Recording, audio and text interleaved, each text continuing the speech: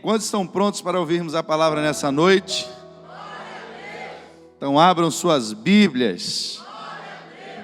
Nós vamos ler o livro de Êxodo, capítulo 13, verso 14 ao verso 16. Enquanto você está aí abrindo sua Bíblia, livro de Êxodo, capítulo 13, verso 14 ao 16. Mandar aqui nosso abraço às pessoas que estão nos acompanhando pela internet. Que Deus continue abençoando a sua vida. E tenho certeza que logo, logo estaremos juntos aqui mais uma vez para adorarmos a Deus nessa comunhão. Amém? Domingo da ressurreição. Êxodo capítulo 13, versos 14 ao 16. Todos acharam? Oh, glória! A Bíblia diz assim, vou ler na Nova Versão Internacional: no futuro, quando seus filhos lhes perguntarem que significa isso, digam-lhes: com mão poderosa o Senhor nos tirou do Egito, da terra da escravidão. Quando o faraó resistiu e recusou deixar-nos sair, o Senhor matou todos os primogênitos do Egito, tanto os de homens como os de animais. Por isso, sacrificamos ao Senhor os primeiros machos de todo o ventre e resgatamos os nossos primogênitos. Isto será como um sinal em sua mão e símbolo em sua testa, de que o Senhor nos tirou do Egito com mão poderosa. Feche seus olhos. Deus, estamos aqui na tua casa nessa noite para celebrarmos juntos esse momento específico de comunhão que o Senhor deixou para nós. Que o Senhor nessa noite esteja conosco pelo teu Espírito Santo, cumprindo, meu Deus, o que diz a tua palavra, porque estamos reunidos em teu nome. E que o Senhor nos faça entender aquilo, meu Pai, que o Senhor tem para nós nessa noite, e faça resplandecer a luz da tua palavra ao nosso entendimento, porque a tua palavra é verdadeira comida. É a comida que sustenta o nosso espírito através da fé. E é ela, Senhor, que não deixa que os nossos pés vacilem nos dias difíceis dessa caminhada. Nos edifica nessa noite pela obediência à tua palavra. Porque ainda que venham as tempestades, ainda que venham os ventos, nós não seremos derrubados. Porque os nossos fundamentos estão na obediência da tua palavra. Faz, Senhor, algo novo nessa noite em nosso meio. Traz, Deus, teu Espírito, meu Pai, de uma forma ímpar neste culto. Nos surpreenda, Pai, com a tua presença aqui de uma forma reveladora. E que o Senhor, meu Deus, continue abençoando a tua igreja, em nome de Jesus. Queridos, aqui nesse texto que nós lemos, há algumas revelações muito importantes para nós compreendermos. A Bíblia fala aqui de um tempo, e de um tempo futuro, porque Deus tinha um futuro para o seu povo. Você não está podendo tocar muito seu irmão, mas eu queria que você repetisse isso comigo nessa noite, para que isso ficasse gravado na sua memória, na memória desse momento em que nós relembramos a festa da Páscoa e o simbolismo que isso tem quando celebramos a ceia de Cristo. Mas eu queria que você entendesse comigo: Deus tem um futuro para o seu povo. Vamos repetir isso juntos? No 3, vamos lá. 1, 2, 3 e... Deus tem um futuro para o seu povo.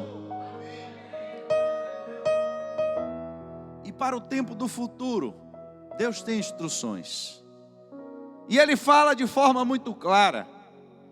Quando você estiver no tempo do futuro, eu quero que você relembre desse dia. Tem coisas do nosso passado que muitas vezes nós não gostamos de lembrar. Tem situações que nós passamos, que nós vivemos, que nós, se pudéssemos, entrávamos na nossa própria mente e deletaríamos aqueles momentos. Talvez para um povo próspero, rico, porque esse era o plano de Deus para o seu povo. Para um povo forte, lembrar que um dia foi escravo não seria a melhor opção. Talvez não fosse a melhor sugestão, mas Deus deixa claro que isso era necessário, porque quando eles lembrassem do seu passado, algo seria diferente. Se apenas Deus tivesse dado uma ordem para que eles lembrassem de uma coisa ruim. Entenda, o que é que eu quero passar para você nessa noite? Quando Deus diz, eu quero que vocês lembrem do tempo da escravidão do Egito, o foco não estava simplesmente no fato deles estarem passando por tempos de angústia e tempo de aflição, mas significava que durante aquele período, talvez mais difícil, aquele período mais difícil da história do povo, houve uma intervenção divina naquele momento. É por isso que o texto diz, no futuro, quando seus filhos lhes perguntarem o que significa isso, diga-lhes, com a mão poderosa, o Senhor nos tirou do Egito, da terra da escravidão. Aqui, queridos, o foco não está no trabalho forçado. Aqui o foco não está no sofrimento. Ele é apenas o pano de fundo para que a mão poderosa de Deus seja manifestada. Muitas vezes nós passamos, como eu disse, situações na nossa vida as quais nós não gostamos de lembrar, não gostamos de falar sobre elas, mas em um tempo futuro, Deus instrui que nós não podemos esconder aquele momento, aquele início, aonde a nossa vida já não tinha mais esperança, aonde a nossa vida já não tinha mais um rumo, aonde a nossa vida já não tinha mais uma perspectiva. Mas a mão de Deus, ela veio e interviu naquele exato momento da nossa história, para mudar a nossa história, para mudar o rumo e o curso da minha e da sua história, para nos garantir um futuro. A perspectiva é, vai haver futuro. E por que vai haver futuro? Você precisa lembrar no futuro do seu passado. Mas lembre do seu passado, não da tristeza, não da angústia, não do sofrimento, mas lembre de como Deus mudou a sua história. Lembre de como Deus mudou a sua realidade. Lembre da mão poderosa de Deus, como ela agiu em seu favor. E aí ele começa com uma revelação fantástica, porque ele começa a dizer, quando o faraó resistiu e recusou deixar-nos sair, o Senhor matou todos os primogênitos do Egito, tanto os de homens como os de animais. E é por isso que nós sacrificamos ao Senhor os primogênitos dos machos de todo o ventre e resgatamos os nossos primogênitos. Muitas vezes nós ouvimos falar da Páscoa judaica. Lembramos que naquela noite Deus determinou que fosse morto um cordeiro. O cordeiro precisava ser um primogênito, precisava ser macho, de 1 ano, e não podia ter defeito. Mas para o povo judeu havia um simbolismo maior que Deus queria que fosse conservado para o futuro. Além de quem viveu aquela noite, além de quem estava de fato escravo no Egito, na noite em que o anjo da morte passou, ele queria que no futuro, agora os descendentes daquelas pessoas, conservassem na sua memória que ano após ano eles continuavam sacrificando um cordeiro, para entender que houve uma troca na noite do Egito. Eles sacrificaram um animal, eles sacrificaram o primogênito de um cordeiro, para que os seus primogênitos, é isso que o texto diz, fossem resgatados. E eles começavam a celebração da Páscoa com o sentimento de que eles mesmos estariam passando pelaquela noite no Egito, e que a morte daquele cordeiro foi uma troca, foi uma substituição pela vida de cada um dos primogênitos que foram resgatados naquela noite. E eu acho a Bíblia tão completa e nos dá alguns entendimentos, quando agora ele começa a dizer: isto será como sinal em sua mão e símbolo em sua testa, de que o Senhor nos tirou do Egito com mão poderosa. Aqui, irmãos, a gente começa a entender um pouco de como o inimigo, ele gosta de mexer com as coisas de Deus.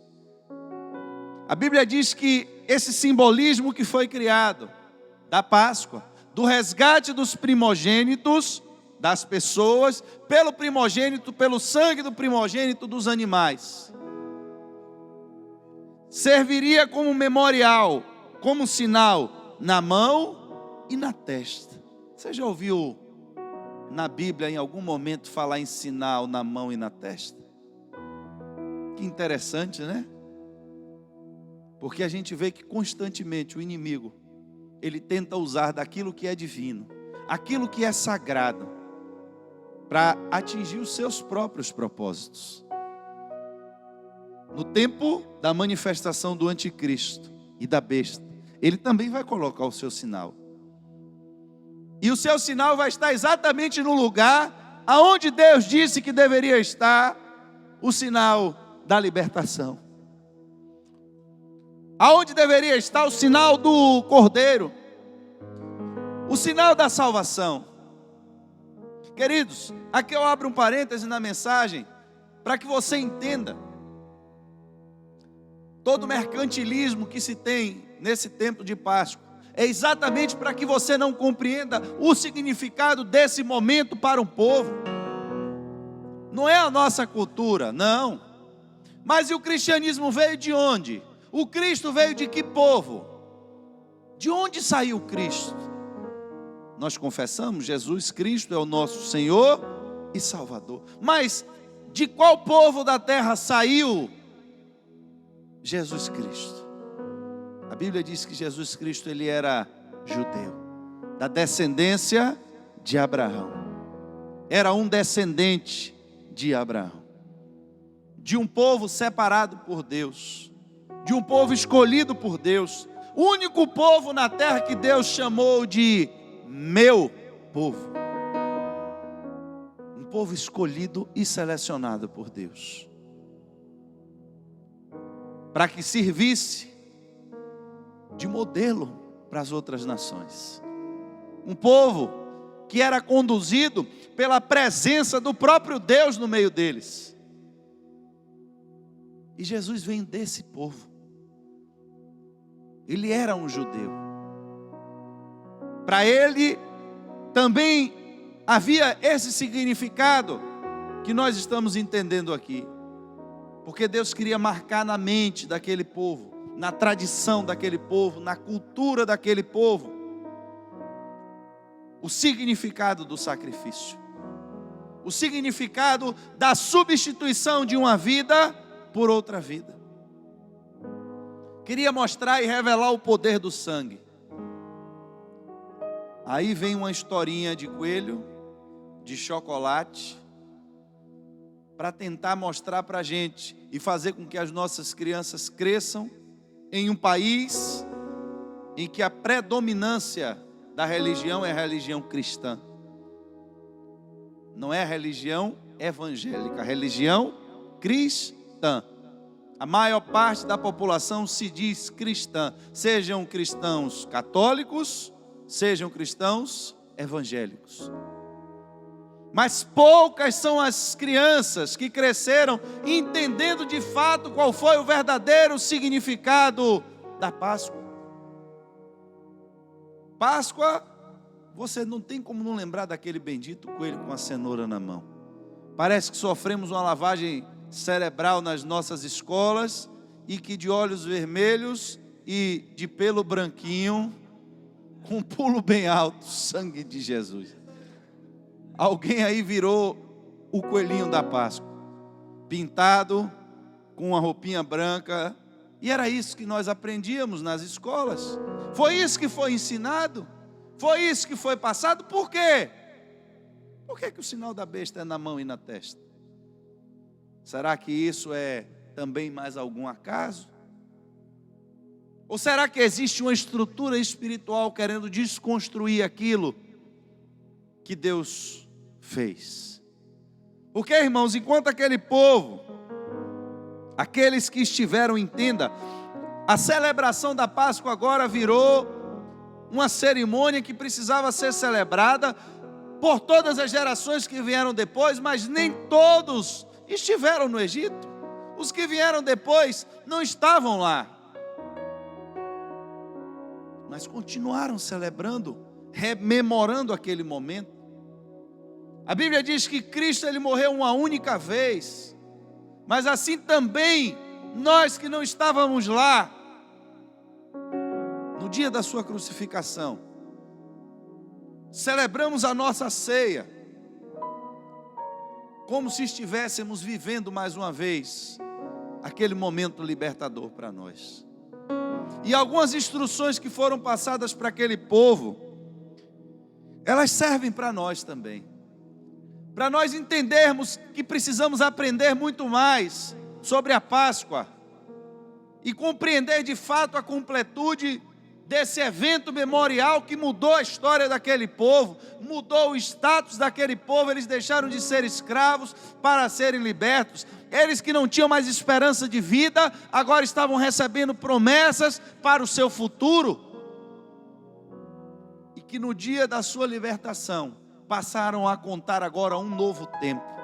Porque Deus disse, o dia da sua libertação agora vai ser o dia mais importante do seu calendário. Não importa como o Egito conta o tempo, não importa como você vinha contando até agora, mas na data de hoje, na data da sua libertação, é agora quando começa um novo tempo na sua vida. E tudo isso era apenas a preparação para a vinda do Messias. Era apenas um espelho, um exemplo, um modelo, um comparativo do que Deus ia fazer. E Deus diz a ele naquela noite: olha, ao comerem, estejam prontos para sair, cinto no lugar, sandálias nos pés e cajado na mão. Comam apressadamente. Por que essa prontidão? Queridos, será que nós, quando participamos da ceia do Senhor, participamos com esse sentimento? Que sentimento? O povo estava no Egito já há algum tempo. A Bíblia diz que já faziam 430 anos que eles estavam ali, escravos. Viram todas as outras pragas acontecerem. Viram como em algumas vezes o faraó disse a Moisés: olha, interceda ao seu Deus, que depois eu deixo você ir. Mas a Bíblia diz que quando Moisés orava e a praga cessava, o coração do faraó se endurecia novamente. O que é que será que agora vai ser diferente? Por que é que nessa noite vai mudar alguma coisa? Se o faraó foi duro das outras vezes, por que é que dessa vez agora ele vai ser bonzinho? Eu acho interessante porque em vários exemplos da Bíblia, a Bíblia mostra pessoas que fraquejaram em cumprir mandamentos de Deus. Mas não há relato de ninguém que deixou de sacrificar o cordeiro na Páscoa. Não há relato de primogênitos do povo de Deus que morreu porque deixou de obedecer esse mandamento. Porque havia uma urgência, havia uma prontidão, havia uma promessa, agora havia uma esperança. Participem desse momento, mas estejam prontos, porque vocês vão embora daqui. Não é somente uma cerimônia que vocês vão celebrar para esperar amanhã o que é que vai acontecer. Vocês já precisam celebrar isso, mas já prontos, entendendo que ao participar dessa cerimônia, a libertação de vocês já está iminente. Olha que interessante. Agora nós não estamos esperando mais uma libertação que vai nos levar para uma terra física. A Bíblia diz que estamos esperando agora uma terra, uma nova terra criada por Deus, que não é mais nesse mundo. Quando participamos desse momento da ceia, será que nós estamos prontos para nos encontrarmos com Deus? Será que nós, de fato, arrumamos a nossa vida para dizermos: olha, eu posso participar dessa ceia agora, e se Jesus voltar, eu tenho certeza que eu já estou pronto para ir embora? Porque essa é a perspectiva que tem que estar agora no coração do cristão. A expectativa de que nós vamos deixar esse mundo, e isso é uma verdade, e isso é uma realidade. E quando eu participo desse momento, é exatamente nesse momento que me traz essa certeza, esse momento que me dá uma certificação, porque enquanto o povo estava celebrando agora nas suas casas a Páscoa, estavam ali comendo os seus cordeiros, a Bíblia diz que houve grande pranto no Egito. Enquanto para uns era momento de estarem sendo alimentados e fortalecidos, porque tinham agora conquistado a sua libertação, para o Egito estava sendo lugar de morte. A Bíblia diz que nesse dia, você vai ver isso em Êxodo 12, do 41 ao 42, no dia em que se completaram os 430 anos, todos os exércitos do Senhor saíram do Egito. E assim como o Senhor passou em vigília aquela noite para tirar do Egito os israelitas, esses também devem passar em vigília essa mesma noite para honrar o Senhor por todas as suas gerações. Coisas que a gente não sabia sobre a Páscoa. Por que é que devemos celebrar a Páscoa? Por que é que os judeus durante muito tempo celebraram a Páscoa judaica? Porque assim como a Bíblia diz, Deus passou aquela noite para libertar o povo, eles tinham que agora passar aquela noite lembrando para honrar o Senhor. A Bíblia diz que Jesus estava celebrando a ceia naquela noite com seus discípulos. E quando ele partiu o pão e tomou o cálice, ele pediu algo aos seus discípulos. Ele disse: eu quero que vocês façam isso em memória de mim. Preste atenção, queridos. Aqui temos um ponto muito importante. Há uma palavra que faz todo o significado aqui. Ele diz que para honrar o Senhor é que esse momento deveria ser feito. Não adianta nós termos cerimônias, não adianta nós termos rituais, se não tiver a memória, se não tiver a honra. Eu posso entender e eu posso ser um cristão que entra na igreja e entendo que uma vez no mês alguém parte um pão, alguém entrega um copo e alguém já me disse que eu preciso estar na igreja nesse dia. Mas esse não é o objetivo da ceia do Senhor. Que você esteja presente para comer um pedaço de pão e tomar um copo de vinho. O objetivo não é que você esteja aqui para comer do que está sendo servido, mas o exemplo é que para que você possa memorar aquela noite em que ele passou. O objetivo é que no seu coração tenha um compromisso com ele de tal forma, que você ame ele de tal forma, que tenha algum significado para você lembrar da sua morte. Porque se eu lhe perguntasse, quanto você acha que vale a sua vida? Se eu desse um exemplo bem ridículo, se você fosse sequestrado, quanto você acha que alguém pagaria pelo seu resgate? Até quanto alguém estaria disposto a pagar para lhe salvar? Você acha que seu pai e sua mãe pagaria quanto, Vitor, para lhe soltar? Entenda, irmãos. Tem pessoas que às vezes estão no hospital, precisando de coisas pequenas, de uma doação de sangue. E se você souber que a sua vida está em risco para ir lá doar sangue para uma pessoa, você não vai. Isso é um fato, está dando nos jornais. As doações de sangue caíram significativamente, porque agora as pessoas estão com medo de colocar a sua vida em risco para ir doar sangue. Quanto será que a nossa vida vale? Quem estaria disposto a dar a sua vida pela minha vida e pela sua vida? Quem? Quem você acha que nesse mundo daria a vida para salvar a sua? Quem? Se você precisasse de um transplante de coração, você acha que alguém que está vivo teria coragem de tirar o dele ou dela para dar a você? E estamos falando de coisas simples, sem dor, sem sofrimento, com processos anestésicos. Agora, e se a pessoa soubesse que para você viver, ela ia precisar apanhar um bocado, ser humilhado no meio da rua, zombado e morrer da pior forma que alguém pode morrer? Quem continuaria disposto a morrer para salvar a sua e a minha vida? O sentido de estarmos aqui reunidos não é um copo de suco, não é um pedaço de pão, mas é a memória dentro do meu e do seu coração.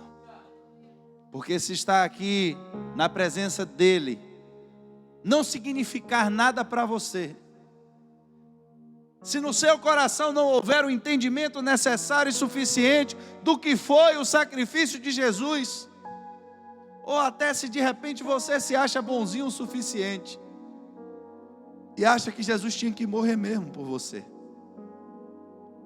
eu acho que ele tinha que morrer mesmo para me salvar. Talvez você esteja participando desse momento em vão, participando apenas de um momento religioso, mas sem discernir de fato a memória dele na minha e na sua vida. Alguém lhe mostra uma foto e um retrato e você olha e vê uma pessoa ali, isso não significa nada para você. Mas às vezes uma outra pessoa vai olhar aquela foto e vai olhar aquela pessoa da foto que já não está mais entre nós, e ela vai se lembrar de toda uma vida que ela teve com aquela pessoa. Uma mãe vai olhar para uma foto de um filho que já morreu e vai se lembrar de quando ele era criança, dos primeiros passos, dos primeiros momentos em que aquela criança falou. E de repente o coração daquela mãe é tomado por muitas emoções e ela começa a chorar. Às vezes você vai olhar a foto de seu pai, a foto de sua mãe, a foto de um irmão, e você começa a se recordar da importância que aquela pessoa tinha na sua vida, de como ela foi importante no seu crescimento, dos momentos felizes que você teve com ela, e isso significa alguma coisa para você. Apenas ver uma foto de alguém que você ama, de alguém que um dia teve um relacionamento com você, isso importa para você. A questão é, quanto é que Jesus importa para você? Quanto é que olhar para ele naquela cruz significa para você? Porque para o povo judeu havia agora uma tradição de uma vez no ano passarem uma noite acordados, lembrando que Deus passou uma noite de vigília sobre eles para salvá-los. E isso era o suficiente para que agora, durante todas as gerações que viessem depois, eles também permanecessem aquela mesma noite acordados, em honra ao Senhor. em honra ao Senhor. Precisamos tomar cuidado, queridos, porque senão estamos fadados a participar de rituais sem sentido e sem propósito. Tem pessoas que entram na igreja e muitas vezes pensam que as coisas vão acontecer num passe de mágica. É como se fosse ir no médico, e o médico chega e lhe dá um remédio, e você só precisa tomar aquele remédio e você vai ficar bom. Mas você não precisa ter relacionamento com aquele médico, você não precisa conhecer quem ele é. E tem muita gente que vem na igreja porque quer que Jesus dê um problema, dê uma solução no problema dele, resolva a vida dele. Ele tem algo na vida dele que ele não consegue lidar, ele não consegue controlar. Ele já tentou, ele já se esforçou, mas não consegue. E ele vem para a igreja na esperança que Jesus faça um milagre e ele fique curado daquilo, e ele se livre daquilo. O que ele ainda não entendeu é que nós não buscamos Jesus pelo seu milagre, mas precisamos primeiro desenvolver um relacionamento com Ele. Precisamos conhecer primeiro quem é Ele. Precisamos identificar de fato quem é Jesus. Porque tem gente que só quer receber o que Ele tem para dar, mas não quer discernir de fato a sua morte, o significado do que essa noite tem para nós. Porque quando nós compreendemos que a libertação chegou, quando nós compreendemos que pela morte dele chegou agora a hora de entrarmos em um novo tempo, nos apressamos, nos vestimos e nos preparamos, porque entendemos que é tempo de mudança, que é tempo de libertação. E quando é tempo de intervenção divina, a Bíblia diz que o favor de Deus também se manifesta. No Êxodo 35 ao 36, a Bíblia diz: e os israelitas obedeceram à ordem de Moisés, e pediram aos egípcios objetos de prata, de ouro, bem como roupas. E o Senhor concedeu ao povo uma disposição favorável da parte dos egípcios, de modo que lhes davam o que pediam, e assim eles despojaram os egípcios. Preste atenção, o povo ficou 430 anos no Egito, estavam trabalhando de graça naquele lugar. Mas quando a mão de Deus se manifestou, quando o juízo de Deus desceu sobre o Egito, agora que eles entenderam que Deus tinha um futuro para eles, agora que eles entenderam que era tempo de partir, era tempo de mudança, era um novo tempo na história deles, houve também um tempo do favor de Deus sobre a vida deles. Eles receberam em um dia toda a riqueza que estavam acumulada, que foi produzida por eles. Irmãos, tem pessoas que às vezes duvidam de Deus, pessoas que não creem que Deus quer lhe abençoar.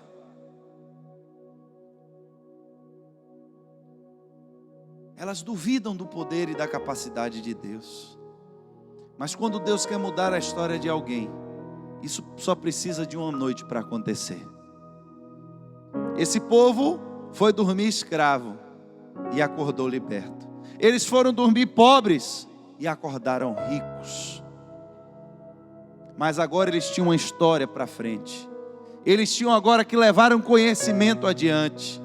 Eles tinham uma estrutura que precisava agora ser mantida em testemunho aquilo que Deus tinha feito na vida deles.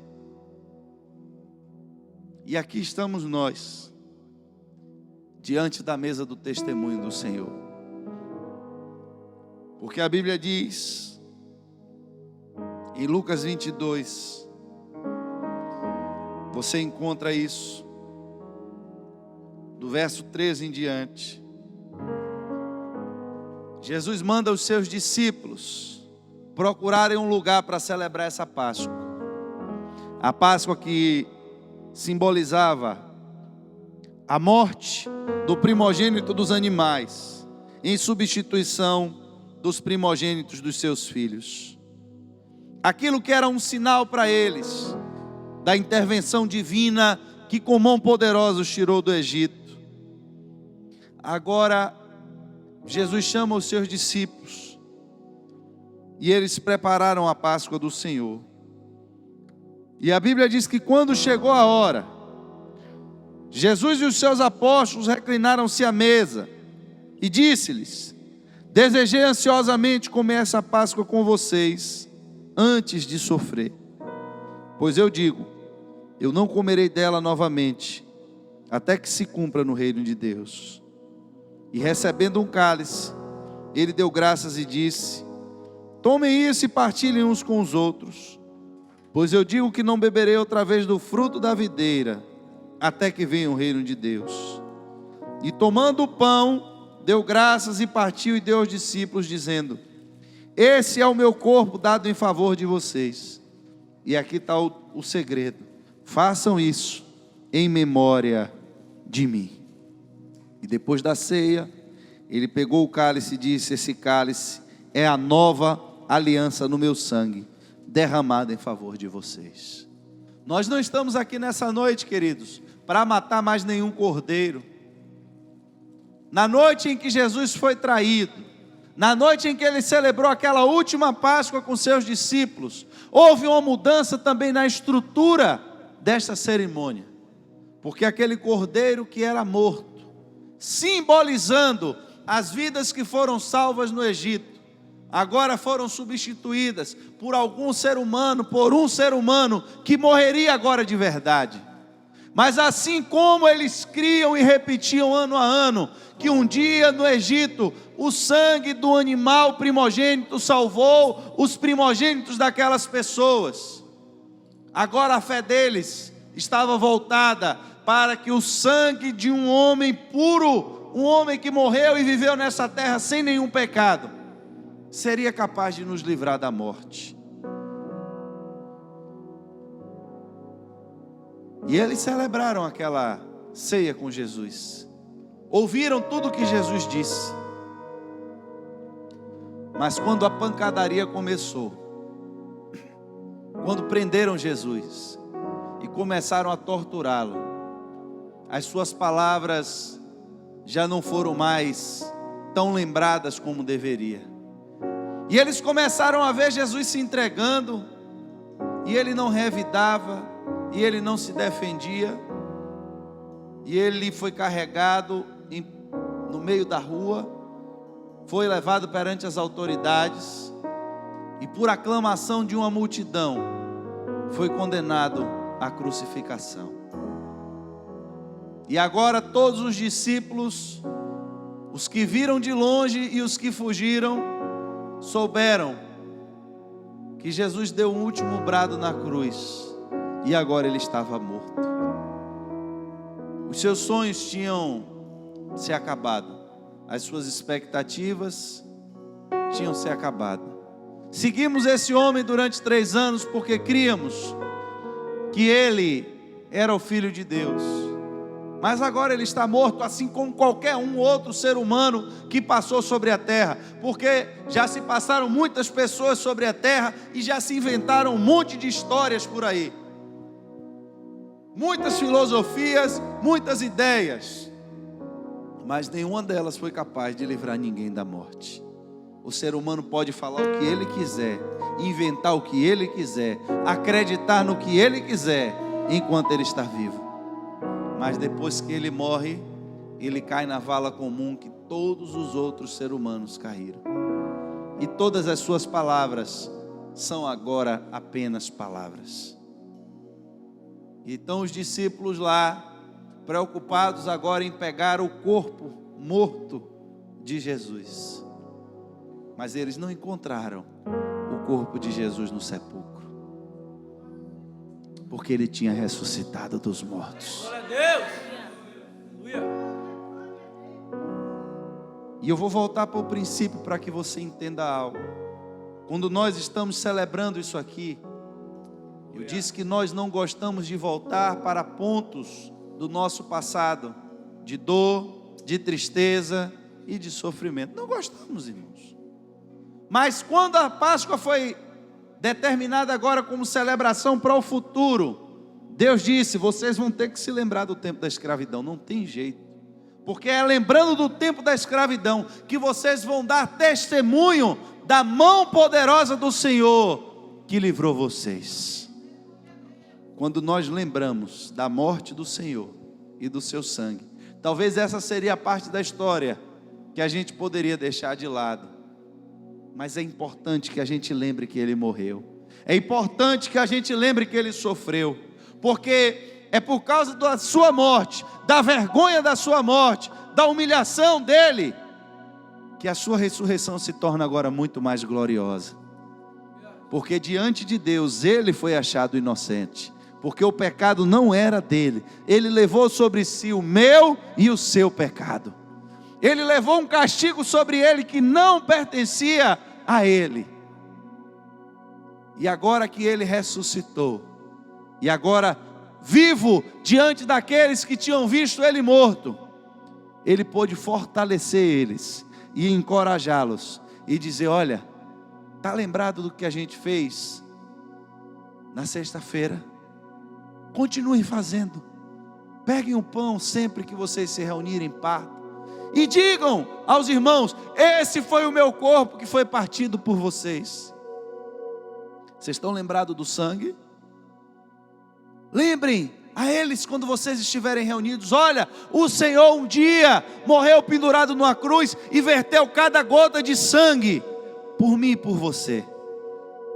Mas quando vocês estiverem fazendo isso, eu vou contar um segredo a vocês: eu vou estar presente no meio de vocês, porque eu não estou morto e eu não fiquei pendurado na cruz. O meu espírito estará ali com vocês. Nessa noite estamos aqui relembrando, porque Ele nos pediu. Eu quero que vocês lembrem da minha morte. Eu quero que vocês lembrem da minha dor. Eu quero que vocês lembrem que o meu corpo foi partido por vós. Eu quero que vocês lembrem que o meu sangue foi vertido por vós. Mas não é só por isso aqui que nós estamos aqui nessa noite. É porque Ele vive. É porque Ele está vivo. Porque Ele deu testemunho de que Deus tem poder para ressuscitar um homem dos mortos. Não com corpo mortal para morrer de novo. Porque você pode me dizer: mas Jesus ressuscitou Lázaro, e Lázaro já tinha 4 dias de morto, mas Lázaro morreu de novo. Mas a ressurreição de Jesus foi uma ressurreição diferente. Porque Ele ressuscitou agora com um corpo glorioso. Um corpo que não está preso mais às estruturas humanas. As paredes não podem prender mais o nosso Senhor.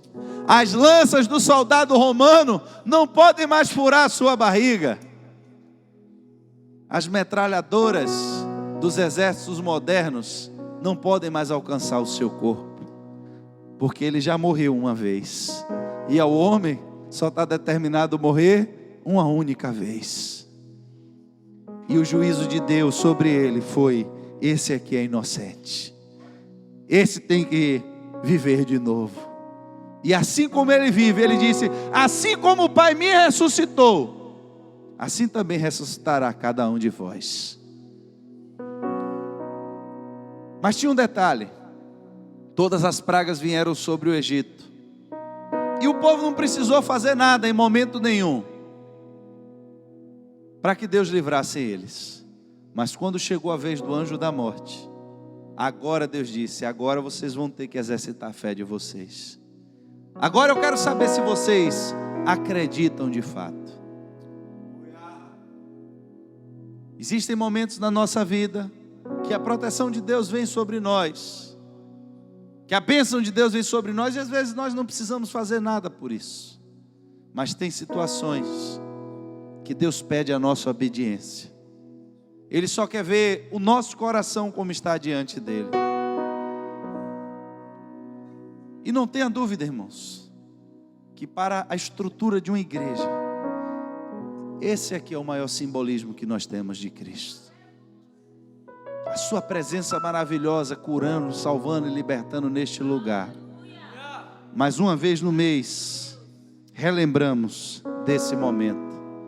Um momento que aconteceu na estrutura de uma Páscoa, mas que serviu para nós como um marco de uma contagem de um novo tempo. E agora eu bebo o vinho e como o pão, mas compreendendo que essa estrutura aqui não é apenas uma estrutura física, mas muito mais importante do que o físico que está diante de mim, foi aquela estrutura espiritual que se manifestou lá no Calvário, no Monte da Caveira. Foi a estrutura física do Cordeiro de Deus que foi morto, para que eu e você pudéssemos ter a vida. E quando pela fé, eu agora creio que aquele sangue foi vertido sobre a minha vida, porque eu creio, agora ele vem e me dá esperança de uma vida eterna. E eu posso crer que ainda que eu morra, ainda que esse corpo venha a ser destruído nessa dimensão, eu hei de ressuscitar um dia, para estar com Cristo eternamente. O mar vai ter que dar conta dos seus mortos, a terra vai ter que dar conta dos seus mortos. Eu não sei onde é que eu vou estar no dia que ele voltar, mas uma esperança também tenho, porque o apóstolo Paulo nos disse que se nós estivéssemos vivos, seríamos transformados, sem nem ter passado pela morte, para viver com ele eternamente nos ares. Eu queria que você ficasse de pé nessa noite. Eu queria que você entendesse nessa noite que muito mais do que receber um pedaço de pão, muito mais do que receber um pedaço de vinho, um copo de vinho, é importante que você tenha na sua memória o que esse momento representa, o que de fato Cristo é para você todos os outros dias da semana. Qual a importância que a presença dele tem para você todos os outros dias do mês. Não é só o dia da Santa Ceia que é importante, não é só o dia de vir pegar o copo e comer um pedaço do pão que é importante. O importante não é a mesa, o importante é o que simboliza essa mesa e a quem ela se refere. E se isso não importa para você, e se Cristo não importa para você, e se você passa o mês todo se esquecendo dele, não é um pedaço de pão e um copo de vinho que vai fazer com que isso mude alguma coisa na sua estrutura. Porque uma coisa eu lhe garanto, esse pão não vai virar aqui carne de verdade, e esse suco não vai virar sangue de verdade. É pela fé que nós cremos que esse pão, assim como ele vai ser rasgado, lembramos que o corpo dele um dia foi rasgado, assim como cada uva teve que ter a sua estrutura totalmente quebrada, dilacerada, pisada, esmagada, para que você pudesse agora ingerir o suco que traz nutrientes para o seu corpo físico. O trigo teve que ser moído, pisado, para que desse o pó, e do pó você fizesse a farinha, para fazer o pão. Ele também teve o seu corpo pisado, para que pudesse ser verdadeira comida. E teve que ter o seu corpo totalmente esmagado, para que eu vertesse todo o seu sangue, para que o seu espírito pudesse agora ser reconciliado com o Espírito de Deus.